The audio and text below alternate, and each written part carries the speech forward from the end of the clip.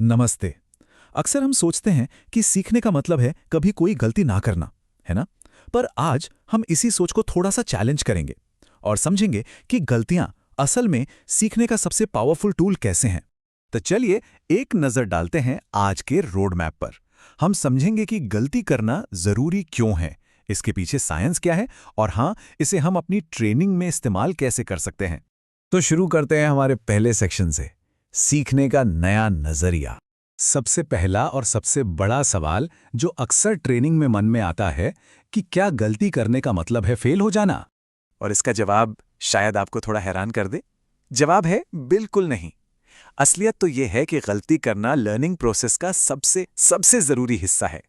Okay, तो ये काम कैसे करता है? इसके पीछे साइंस क्या है? चलिए अब ये समझते हैं कि हमारा ब्रेन यानी हमारा दिमाग आखिर गलतियों से सीखता कैसे है।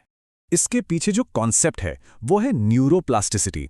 अब सिंपल शब्दों में समझें तो इसका मतलब बस इतना है कि हमारे दिमाग के पास एक कमाल की पावर है, एक्सपीरियंस के बेसिस पर खुद को बदलने की, नए कनेक्शंस बनाने की। और इसी चीज को रिसर्चर माइकल मर्जनिच ने अपनी रिसर्च में साबित किया। उनके मुताबिक गलतियां हमारे ब्रेन के लिए एक सिग्नल जैसा काम करती हैं। ये सिग्नल बताता है कि दिमाग को कहाँ बदलना है, कहाँ ग्रो करना है। अच्छा, अब ये स्लाइड देखिए, ये बहुत इंटरेस्टिंग है। ये दिखाती है कि फर्क क्या पड़ता है। देखिए, जब हम बिना चैलेंज के प्रैक्टिस करते हैं तो बस पुराने रास्ते ही और मजबूत होते जाते हैं। लेकिन जब हम गलतियां करते हुए प्रैक्टिस करते हैं तब ब्रेन में बिल्कुल नए रास्ते बनते हैं, नए न्यूरल पाथवेज। और हाँ, ये सिर्फ एक थ्योरी नहीं है। अलग अलग फील्ड्स के बड़े बड़े एक्सपर्ट्स भी इस बात से अग्री करते हैं। आप देख सकते हैं, चाहे आर्टिफिशियल इंटेलिजेंस हो, कॉग्निटिव साइंस हो या फिर एजुकेशनल साइकोलॉजी, हर फील्ड में इस आइडिया को माना जाता है। चलिए एक एग्जाम्पल लेते हैं। एआई के पायनियर जेफरी हिंटन, उन्होंने बताया कि जैसे एक कंप्यूटर प्रोग्राम अपनी गलतियों को ठीक करके सीखता है ना, ठीक बिल्कुल वैसे ही हमारा ब्रेन भी काम करता है। इसी तरह कॉग्निटिव साइंटिस्ट रॉबर्ट ब्यॉक ने पाया कि जो टास्क थोड़े मुश्किल होते हैं, जिनमें गलतियां होने के चांसेस ज्यादा होते हैं, वो असल में लॉन्ग टर्म लर्निंग को और भी स्ट्रांग बनाते हैं।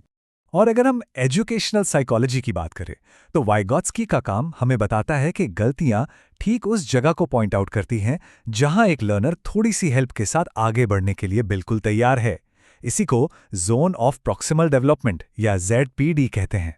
तो ठीक है, थ्योरी तो समझ आ गई, लेकिन सबसे जरूरी सवाल ये है कि इस इंफॉर्मेशन को हम अपनी टीचिंग और ट्रेनिंग में इस्तेमाल कैसे करें।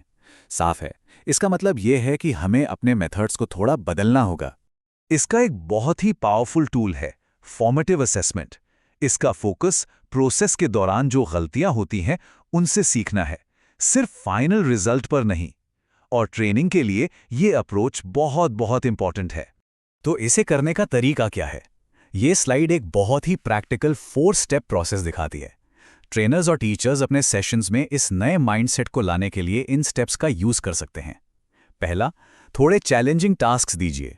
दूसरा, एक सेफ स्पेस बनाइए जहां गलती करने से डर ना लगे। तीसरा, हेल्पफुल फीडबैक दीजिए तुरंत।